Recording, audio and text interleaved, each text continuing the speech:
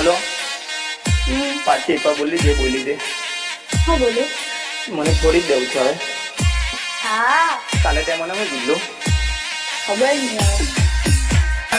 તમે કોઈનું હું દેતો કે મને નહીં ખબર. તે કાલે મને એમ કીધું તમારે કોઈ છોકરા વિશે વિચારો નહીં. Edit by Sunil.